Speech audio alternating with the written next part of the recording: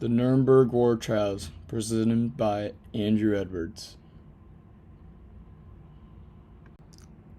When looking back into our world's pastime, many people can name several different events that changed the world into the one we live in today. One of those events was World War II, also known as the greatest conflict known to man. The horrors this war brought will never be matched, and the process of catching and punishing the people responsible for committing these acts will forever be remembered.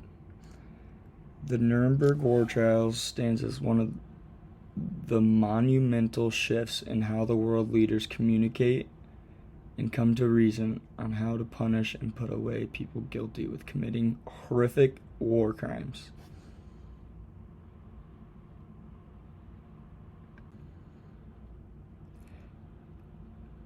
In the years following World War I, the world found itself in a weakened state of chaos.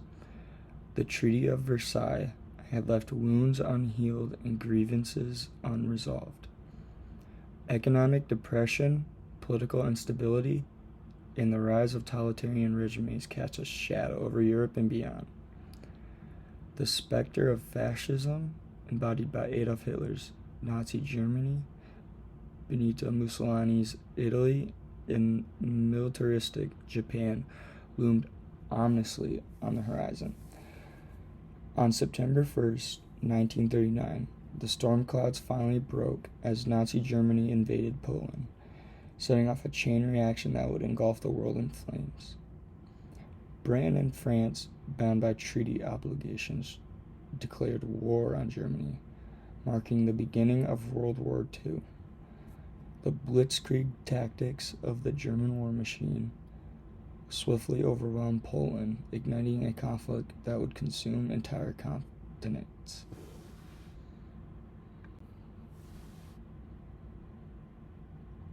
As the Axis powers swept across Europe, conquering nation after nation, the world looked on in horror. The fall of France in 1940 left Britain standing alone against the might of the Nazi war machine. The Battle of Britain raged in the skies above, as the Royal Air Force valiantly defended the island nation from Luftwaffe bombardment. Winston Churchill's defiant speeches rallied the British people in the darkest hour, inspiring hope and resilience in the face of adversity. In the East, the Soviet Union brought the brunt of the German invasion, suffering staggering casualties, but ultimately turning the tide of the war at the Battle of Stalingrad.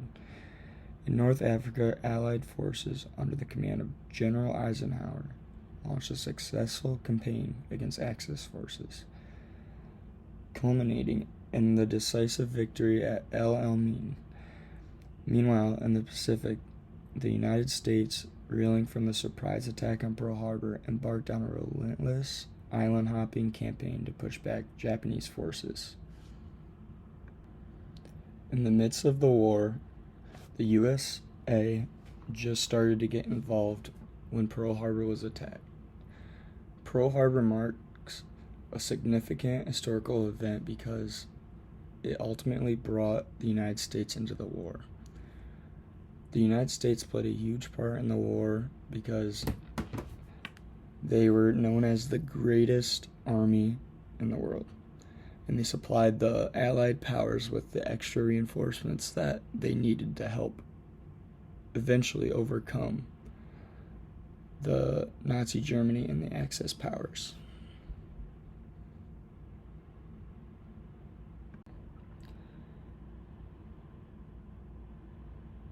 In the eyes of the Nazis, certain groups such as the Jews, Roman people, homosexuals, the disabled, and others deemed undesirable were deemed unworthy of life, condemned to be eliminated in the name of a twisted ideology.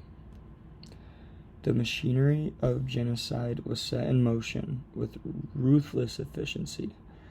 Jews were stripped of their rights, their property, and their dignity, forced into ghettos, and subjected to dehumanizing conditions. The ghettos served as holding pens, precursors to the death camps that would soon follow. As the Nazi war machine expanded its reach across Europe, so too did the horrors of the Holocaust. Concentration camps were established, places of unspeakable suffering, where inmates were subjected to forced labor, starvation, and systematic extermination. Auschwitz, Treblinka, and Dachau were the main camps where horrifying actions were held. The gas chambers and crematory of death camps bore witness to the mass murder of millions. After 6 long years of war, liberation came. Allied forces stormed the gates of camps, bearing witness to the horrors that lay within. The world recoiled in horror at the scale of atrocities, vowing never to forget victims of the Holocaust, nor the lessons that it taught us about the dangers of hatred and intolerance.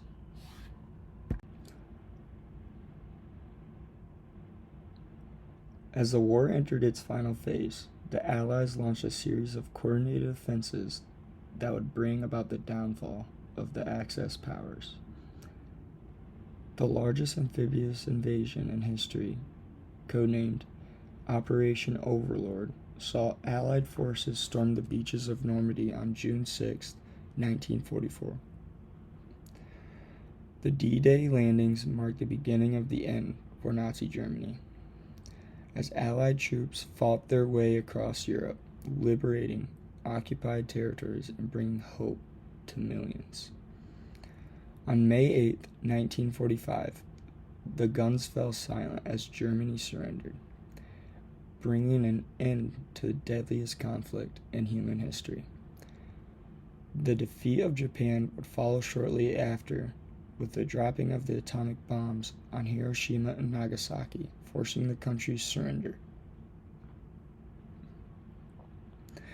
The world emerged from the ashes of war forever changed, with new alliances forged, old empires dismantled, and the promise of a brighter future tempered by the scars of conflict.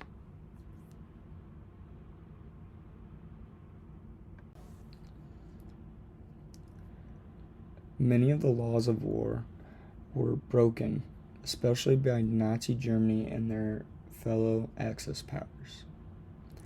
The Axis powers unleashed a wave of violence and brutality that violated the most basic principles of international humanitarian law. The invasion of Poland by the Nazis in 1939 marked the beginning of a campaign of aggression and conquest that would plunge the world into darkness. One of the most horrific violations of the laws of war committed by the Axis powers was a systematic targeting of civilians. From the bombing of cities to the massacre of innocent men, women, and children and civilians brought the brunt of Axis onslaught. The bombing of Guernica by Nazi Germany and the indiscriminate bombing of London during the Blitzkrieg were just 2 examples of the wanton disregard for civilian life displayed by the Axis powers. Prisoners of war fared no better at the hands of the Axis powers. Captured soldiers were subjected to brutal treatment, forced labor, and in many cases outright murder. The atrocities committed against Allied prisoners of war in German prison camps, such as Stalag Luft III and Oflag IVC, are a grim reminder of the depths of cruelty to which the Axis powers are willing to go to. The Axis powers also violated the laws of war with their use of banned weapons and tactics, from the use of chemical weapons on the battlefield to indiscriminate targeting of civilian populations with V-2 rockets and kamikaze attacks. The Axis powers showed a blatant disregard for the rules of warfare and sanity of human life. The most horrific violation of the laws of war committed by the Axis powers was the Holocaust, the systematic genocide of 6 million Jews and others deemed undesirable by the Nazi regime. The concentration camps and death camps operated by the Nazis were centers of unspeakable horror, where millions were subjected to starvation, torture, and mass murder on an industrial scale.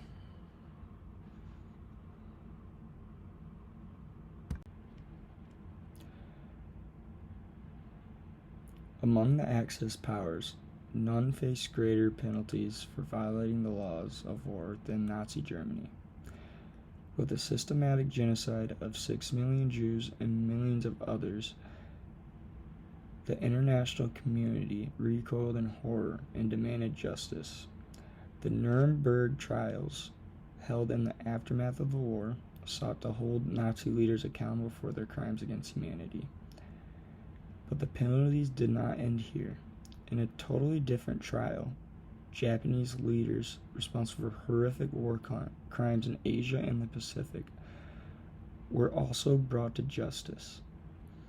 The Tokyo trials, conducted by the Allied powers, sought to hold Japanese military and political leaders accountable for crimes such as rape of Nanking and the mistreatment of prisoners of war. Even among the Allied powers, violations of the laws of war were not overlooked. The firebombing of Dresden and the atomic bombings of Hiroshima and Nagasaki raised questions about the morality of targeting civilian populations and the use of weapons of mass destruction.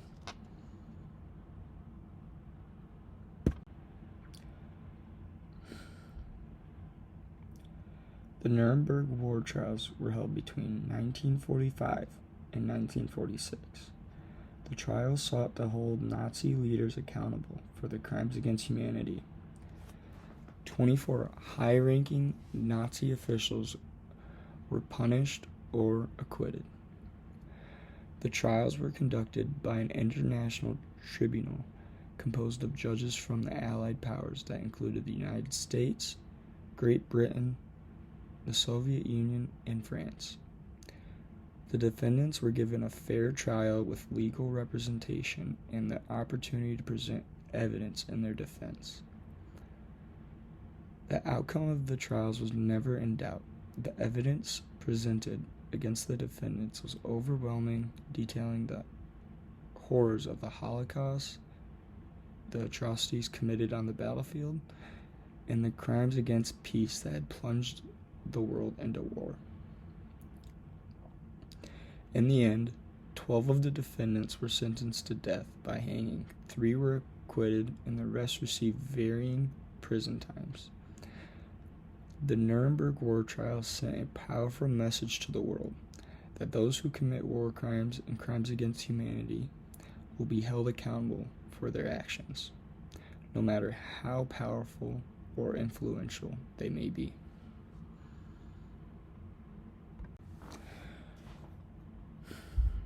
The Nuremberg war trials was held in Nuremberg, also known as Nuremberg, in Germany, at the Palace of Justice during December 1946 to April 1949. The trials took a long time to process and proceed with hearings, but in the end they got it done.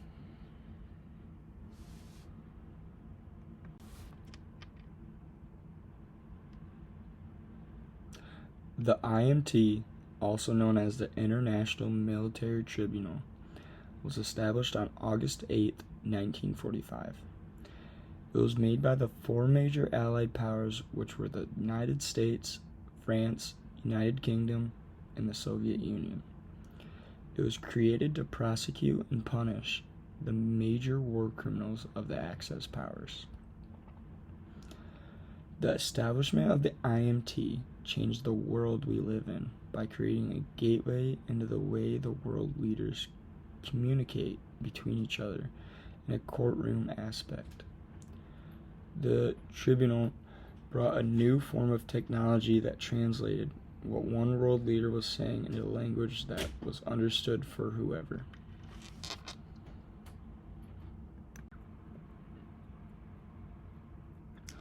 The appointment of prosecutors for the Nuremberg war trials was a carefully orchestrated process, reflecting the international nature of the wit and commitment to justice. Each prosecutor brought with them a wealth of legal expertise, moral integrity, and a deep commitment to ensuring that those responsible for the atrocities of the Holocaust were held accountable for their actions. The court included 9 judges and 4 chief prosecutors. The judges included Francis Biddle, John J. Parker, Edward Francis Carter, Colonel Sir Geoffrey Lawrence, Sir Norman Burkitt, Henry Donadieu de Vabres, Robert Falco, Major General Iona Nikachenko, and Lieutenant Colonel Alexander Volchkov. The 4 chief prosecutors included Associate Justice Robert H. Jackson, Attorney General Sir Hartley Shawcross, Lieutenant General Roman Andreevich Rudenko, and Francois de Menthon, who was later replaced by Auguste Champetier de Rebis. In the days before Germany surrendered, on May 8, 1945, President Harry S. Truman appointed Associate Supreme Court Justice Robert H. Jackson to be the chief prosecutor representing the United States.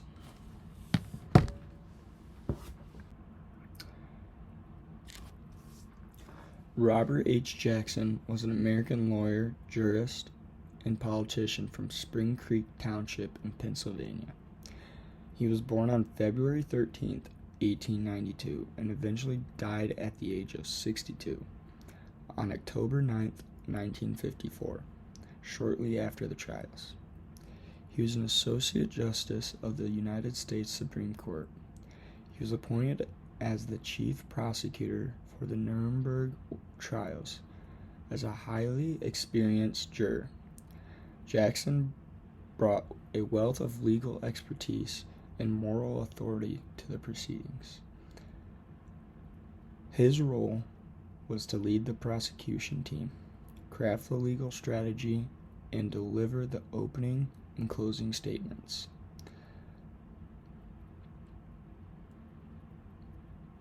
Setting the tone for the trial and laying out the case against the defendants with clarity and conviction.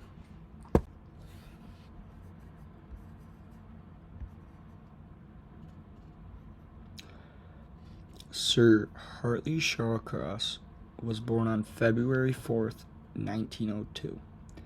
He died at the age of 101 on July 10, 2003.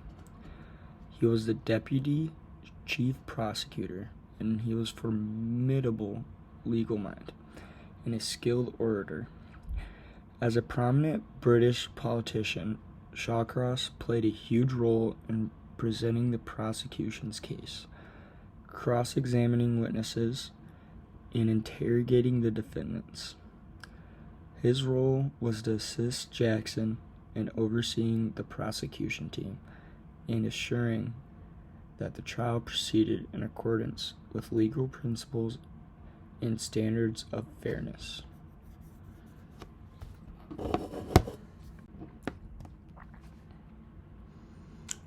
Auguste Champetier de Rebis was a French politician who replaced fellow Frenchman Francois de Menthon. Auguste brought to the team a level of expertise for the legal aspect of things. He helped Shawcross with overseeing the team's standards of fairness throughout the trial. Major General Roman Rudenko was a Soviet prosecutor who brought a wealth of military and legal expertise to the trial. As a high-ranking officer in the Soviet military and a very experienced jurist, Rudenko played a crucial role in presenting evidence of Soviet suffering and the atrocities committed by the defendants. His role was to ensure that the voices of the Soviet people were heard in the courtroom, and that the defendants were held accountable for their crimes against humanity. Without Rudenko, the trials would not have gone the way that it did. He voiced the Soviets and presented crucial evidence to help with the verdicts.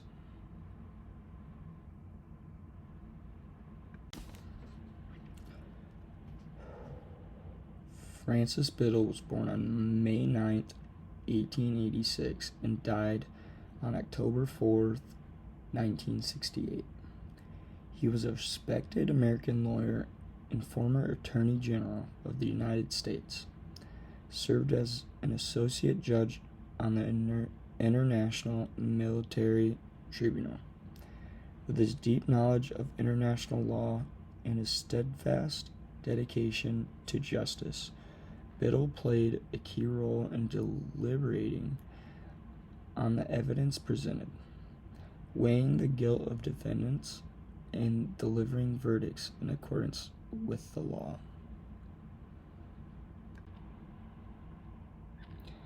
Sir Geoffrey Lawrence was a revered British jurist and the Lord Justice of Appeal. He took over the pivotal role of presiding judge of the International Military Tribunal. With his smart legal acumen and unwavering commitment to fairness, Lawrence guided the proceedings with an almost steady-like hand, ensuring that the trial adhered to the principles of due process and impartiality. His distinguished career in the British judiciary imbued him with the experience and wisdom necessary to preside over such a monumental trial.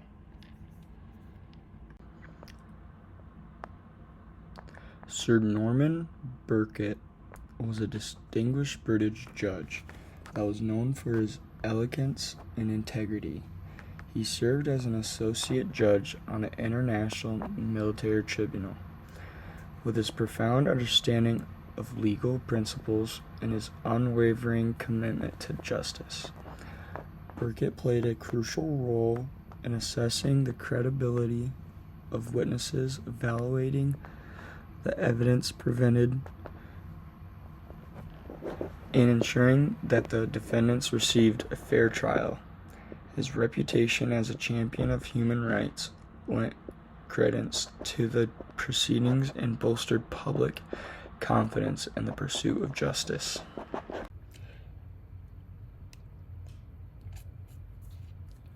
Henri Donadieu de Vabres was a distinguished French lawyer and a legal scholar, known for his expertise in international law.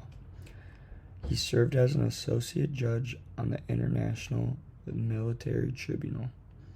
With his profound understanding of legal precedents and his passionate commitment to human rights, Donadieu de Vabres played a pivotal role in interpreting complex legal issues, deliberating on matters of law, and delivering judgments that upheld the principles of justice and accountability.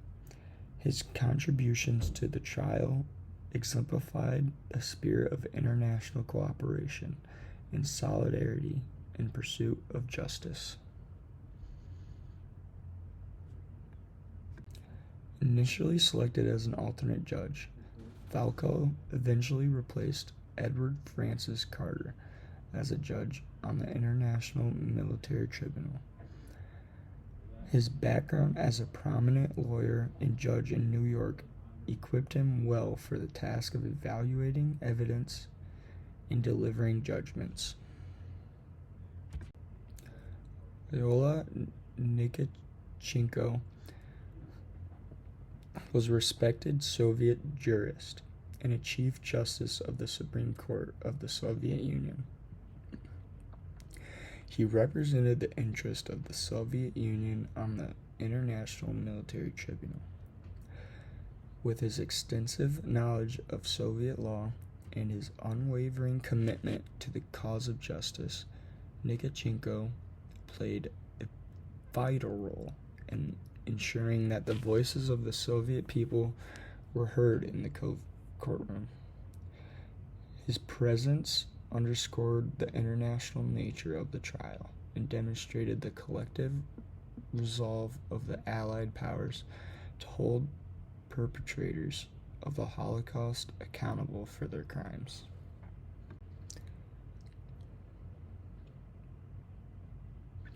Led by Chief Prosecutor Robert H. Jackson, the prosecution team was comprised of legal luminaries from the Allied powers, each bringing their expertise, dedication, and unwavering commitment to the cause of justice. Jackson, a distinguished Associate Justice of the United States Supreme Court, brought a keen legal mind and a profound sense of moral duty to his role as chief prosecutor. His opening statement echoed through the courtroom with clarity and conviction, laying out the case against the defendants in the meticulous detail and unwavering resolve. The prosecution's case was built up upon a foundation of compelling evidence meticulously gathered and presented to the tribunal. Testimony from survivors, documentation of Nazi atrocities, and eyewitness accounts painted a vivid picture of the horrors perpetrated by the defendants. From the gas chambers of Auschwitz to the killing fields of Eastern Europe, the prosecution laid bare the full extent of the defendants' crimes against humanity. The systematic extermination of 6 million Jews, along with millions of others deemed undesirable by the Nazi regime, stood as a stark indictment of the defendants' actions. But the prosecution's efforts went beyond mere presentation of evidence.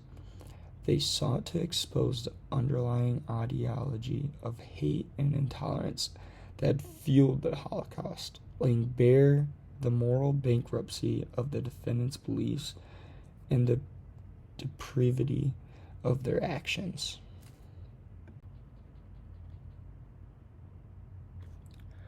Martin Bormann was a German Nazi Party official and head of the Nazi Party Chancellery, a private secretary to Adolf Hitler and a war criminal. After the war, he was in the bunker that Adolf Hitler eventually killed himself in, and he eventually fled and went into hiding until he was found dead.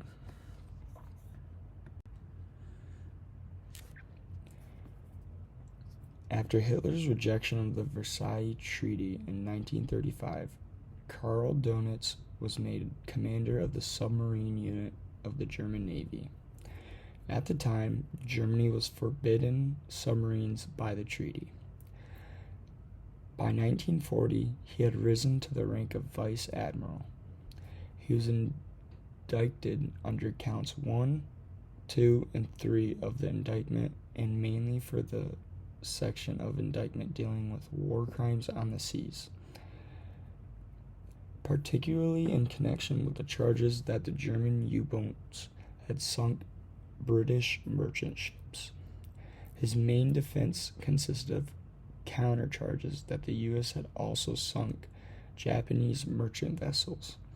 This is not primarily a you or another defense.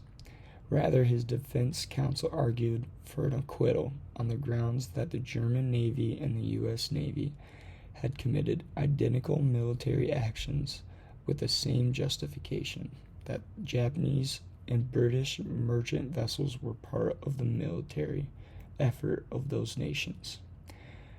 There was no strong evidence that Donitz had attended planning sessions of the German War Department, and only minimal evidence that he had been involved in the extermination of enslavement of civilian populations. His guilt was mainly in the area of war crimes. Karl Donitz was given 10 years of imprisonment at Spandau prison.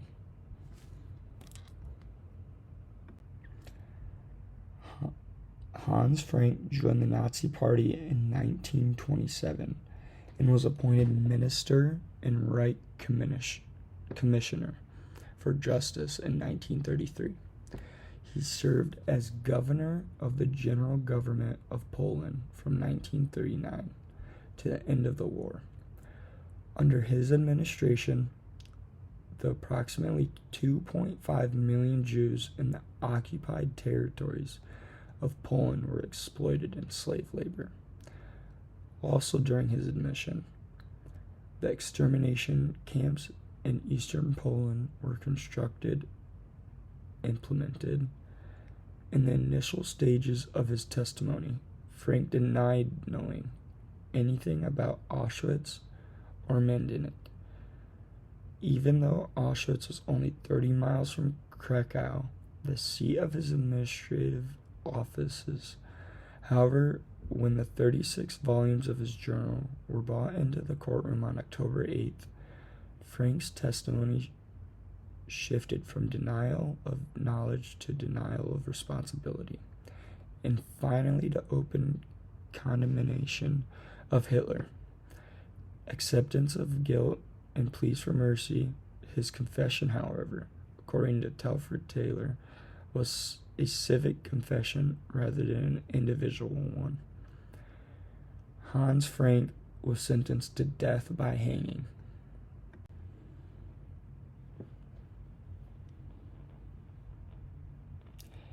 Frick became a Nazi as early as 1923, served as Nazi Minister of the Interior until 1933 to 1943.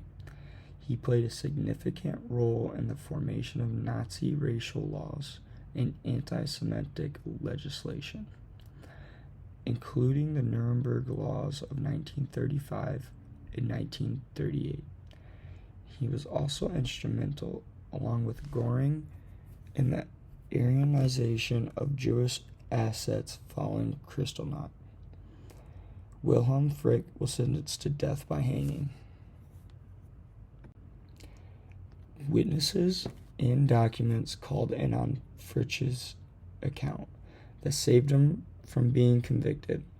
As a radio broadcaster, he had indeed disseminated information and propaganda that was extremely important to the Nazi organization. However, it could never be demonstrated that he was the originator of the materials. The media was under such tight control of Goebbels' Ministry of Propaganda that the only source of information available to journalists and broadcasters was the information provided to them by Goebbels' office. His anti-Semitism seems to have been an ideology of assent rather than one which he pressed upon the German population. Hans Frick was acquitted. When Hitler came to power, Funk was appointed to the position of press chief of Hitler's government. Shortly after his appointment, Goebbels formed the Ministry of Propaganda, and Funk's office was subordinated to Goebbels. Later, he was appointed to replace Hjalmar Schnatt as Minister of Economics. That office, too, came under the control of Goebbels. Some months later, he was appointed by Hitler as the president of Reich Bank. The bank was assigned the role of economic planning for the war effort. Funk also attended the high-level meeting following the events of Kristallnacht. It was at this meeting that the decision was made to hold the Jews responsible for the destruction visited upon them by roving Nazi gangs.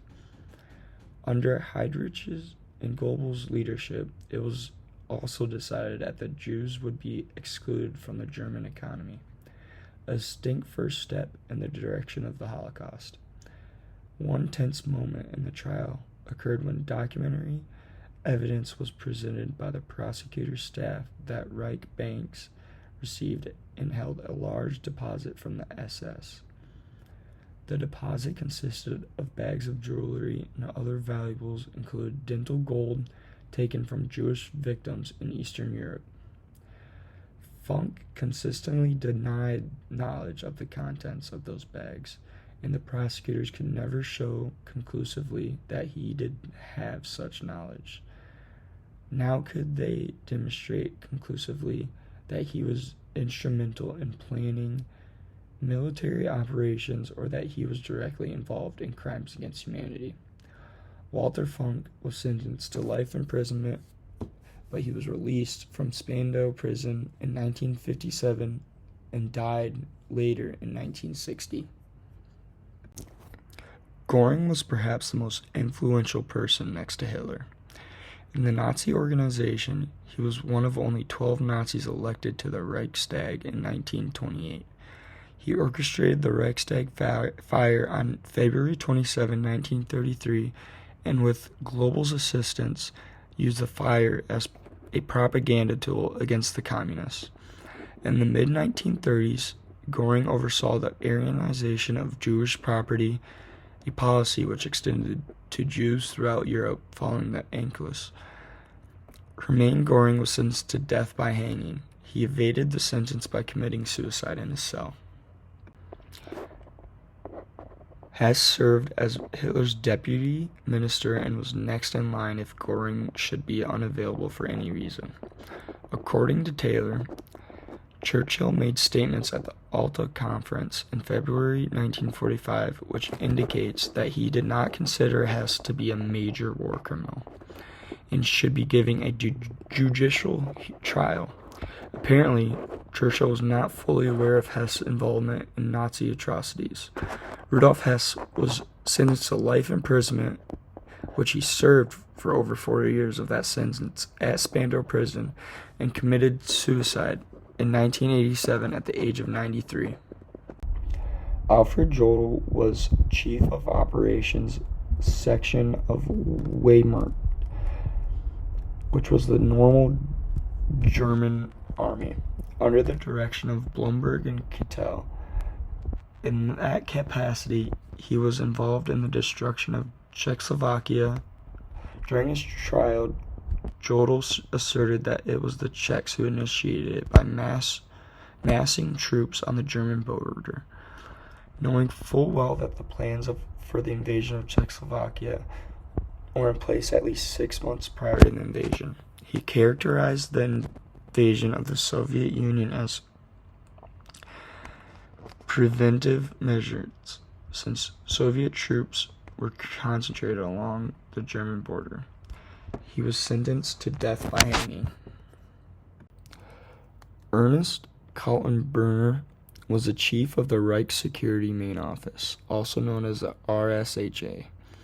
Ernst went on trial at Nuremburg on April 11, 1946. Ernst was sentenced to death by hanging. Whereas some of the defendants were relatively difficult cases for the tribunal because of their minimal involvement, Keitel was relatively easy because his extensive involvement in the Nazi organization. He served as Hitler's military chief of staff and consequently was directly involved in the planning of the war at the highest level. His direct involvement in the terror fleers policy, which resulted in the wanton downing of British and American planes and the summary execution of the flyers in the night and fog decrees of 1941, which resulted over the next 3 years. In the summary of execution without court-martial or trial of military prisoners of war were extremely damaging to his defense. Even while admitting his complicity in war crimes, Cadell declared his loyalty as a soldier to his commander-in-chief. Cadell was sentenced to death by hanging. In 1932, President Hindenburg appointed Franz von Papen as Reich Chancellor. With Hitler's rise to power, Papen became vice chancellor and later served as ambassador in Vienna. The tribunal charged him with using his positions to promote the rise and extensions of the Nazis' power in Europe. However, the prosecution had serious difficulties linking Papen to the conspiracy to initiate an aggressive war. He was later acquitted. In 1938, Konstantin von Ribbentrop was appointed as Hitler's foreign minister, replacing Nuremberg in that position. He was intimately involved in almost all of the actions to wage an aggressive war. His record in the area of crimes against humanity was extremely damning. He had recommended and supported the deportation of Jews from France and Italy to camps in the East and urged their extermination. Under cross-examination by the British assistant prosecutor, Ribbentrop admitted that he knew of Hitler's intention to deport all Jews from German territories and that he assisted in that process. He was sentenced to death by hanging. As general for the allocation of labor, it was Sokolo's responsibility to provide laborers for the industrial component of the German war economy. With so many of Germany's able-bodied men in uniform, it became increasingly difficult to secure laborers. Under Sokolo's leadership, nearly 5 million laborers were imported involuntarily from France and other foreigners in German-occupied territories. Sokol was sentenced to death by hanging. Nobody knows why Hjalmar Schnatt was included in the list of defendants. It is quite unclear. In fact, the only charges brought against him were contributing to Hitler's and the Nazi Party's rise to power and promoting preparations for war. He was later acquitted by the prosecution staff. Schirach was charged on count 1 and count 4 of the indictment. On count 1, planning and preparing for aggressive war, the evidence was slight at best. As head of the Hitler Youth movement, he was accused of preparing the youth of Germany for war. On count 4, however, Schirach is much deeper trouble. His anti-Semitism was not only known, Schirach had expressed it openly. He was sentenced to 20 years imprisonment, which he served the entire term at Spandau prison and died in 1974. In March 1938, under Hitler's urging, Kurt von Nuremberg, the Austrian chancellor, appointed Arthur Seyss-Inquart as Austrian Minister of Interior of Public Safety. When Schnurzenegger resigned a month later, Hitler appointed Seyss-Inquart chancellor. Immediately, the new chancellor invited German troops to enter Austria. The Anschluss was underway. In October 1939, he was appointed Deputy Governor General in Poland under Hans Frank. In that position, he was instrumental in the formation of the Lublin Plan for the deportation of Jews from the Reich. Arthur Seyss-Inquart was charged on all 4 accounts and was sentenced to death by hanging. In all, the Nuremberg war trials stood as a key moment in history for the main reason of the advancement in technology for communication between countries in a courtroom aspect.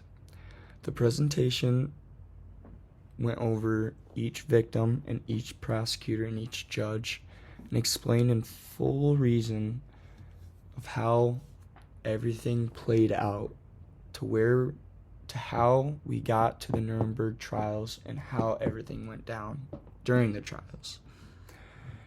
Justice was served equally to everybody involved. To some, it was death. To some, it was being acquitted. To others, it was a medium amount of punishment, which was imprisonment. Thank you for listening to this presentation.